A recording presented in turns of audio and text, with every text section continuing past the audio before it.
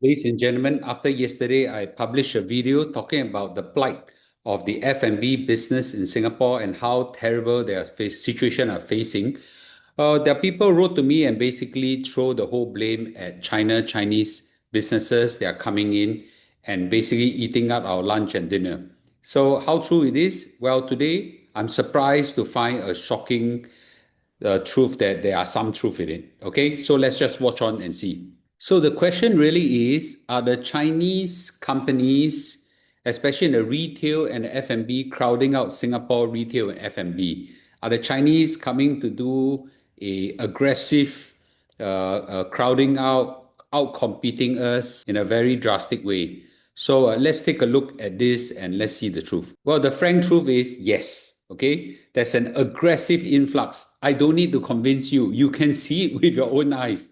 The numbers and the outlets they are popping out at a scale is telling a frank truth. So at scale today, 85 Chinese brands now operate 400 over outlets across Singapore. As at August 2025, it's a 120% surge from June last year. And this is the fastest aggressive makaning of our retail and F&B scene in a decade. And the strategy of the Chinese is quite simple, right? They have already experienced a brutal price war and razor thin margin in China. They come to Singapore, wow, la la land, right? So they are willing to come here as a global test bed with deep pockets. They bleed out for market share, and after that, makan up the whole market. So right now, for example, Mixue now has about 31 outlets in Singapore. The bubble tea giant just popped out only with 10 stores in 2023. Luckin is all over Singapore, okay, and their high-tech driven efficiency is really undercutting Starbucks nationwide and probably across the world as well. And Scarlett stores, the supermarket and hotpot hybrid is expanding aggressively. 45 in Singapore. Total brands right now stand at 85. And this is a huge jump from last year. Like last year to now, there are 53 new brands. That's quite significant. So they are very aggressive, all out to compete, very high tech, really very good service as well, we have to say. As a result of them coming in and really out competing, really have heavy, deep pockets, they are pushing up the rent aggressively higher and higher. So right now on 1,000 square feet right now, post pre 2023 was maybe about $4,000. Now it goes to $5,000, $6,000. It's a look almost a 50% rent increase over the period. They are very, very aggressive for location. They bid 20 to 30% premium against local business. And by the way, they are in all businesses.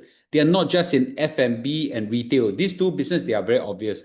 The rest of business, they are there as well. So it is really, really a very, very deep pockets there. For example, Fuyong, they invest $10 million covering a fire operation despite razor thin margin. Now, how is a local business going to compete with them? So the price war comes as well as they come, right? Bubble tea, Mixue charges at a price that are cheaper than the local brands as well. The latte from Luckin is somewhat cheaper as well for compared to Starbucks and coffee beans. Okay, the hot pot that the China chains right now are running are also cheaper than the local brands as well. So maybe you take away Hai Di Lao, which is probably the most premium, the premium. The rest are just very aggressive. The bleeding tactics. Okay, that they bring the extreme price war that they are experiencing. They are used to from China, and they bring over to Singapore, right? And they are amazingly efficient with their tech and operation efficiency. Chagi has a 8-second drink preparation philosophy, and that's a real amazing efficiency.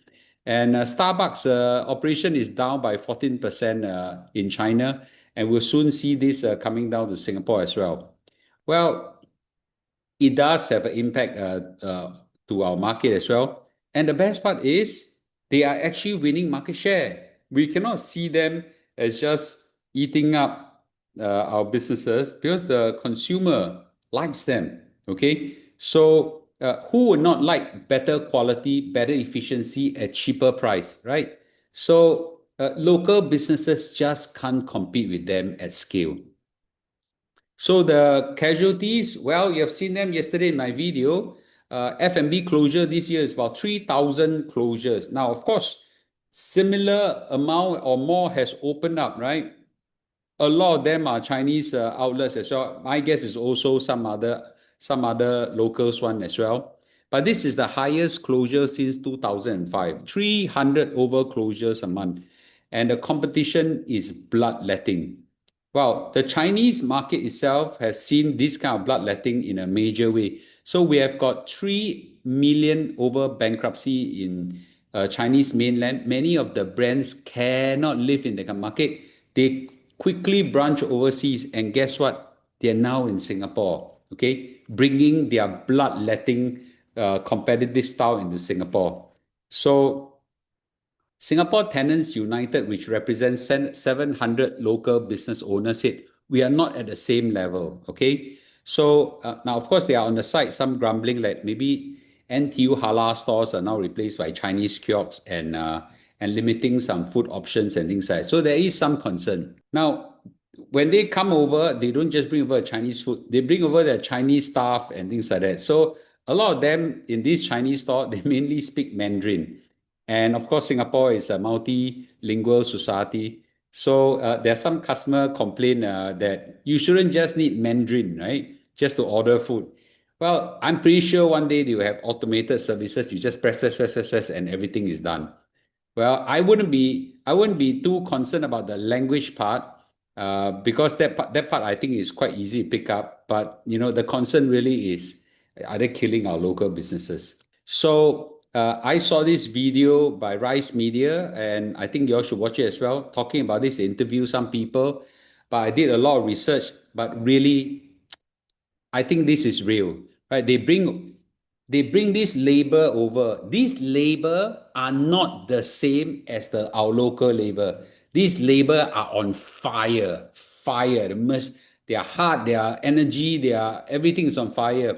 They work lower wages compared to our wages. They work a 996 culture, 9 to 9, okay, 9 a.m. to 9 p.m., 6 days a week. Some of them even 7 days a week.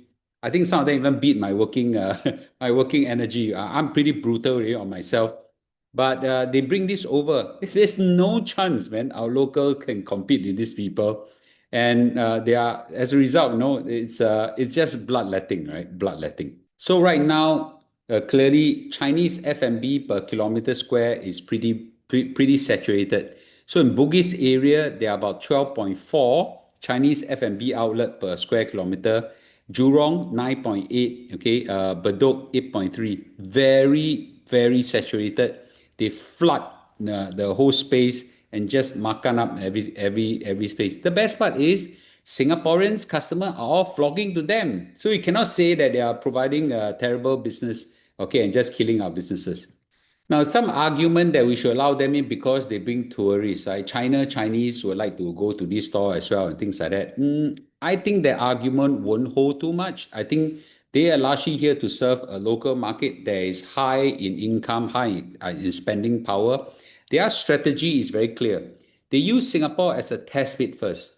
This is the most comfortable environment for them because it's Chinese speaking, very close to their market. They come here, and once they build up a brand, they leverage this to go overseas, okay, and expand to Southeast Asia and possibly even global as well. So this strategy is very smart. Okay, I'll be frank with you, I'm really amazed with them. Well, as a result, our consumer is also shifting our behavior, right? So the Chinese chains are also changing the lifestyle of Singaporeans. Many Singaporeans, including myself, including many of you, are now buying chagi, buying Luckin coffee, okay, eating mala, eating huo guo, eating hot pot and things like that. And we now eat a lot more Chinese food than our Singapore domestic developed culture and taste. And the local businesses are just unable to fight this group of people. They basically say SME from China are larger than our major local players. We are not at the same level. So they may be SME in China, but these SME, when they come over Singapore, they are at a different scale. Okay. So they have economies of scale, that we don't enjoy. Now, a lot of people say Singapore government must respond. Okay.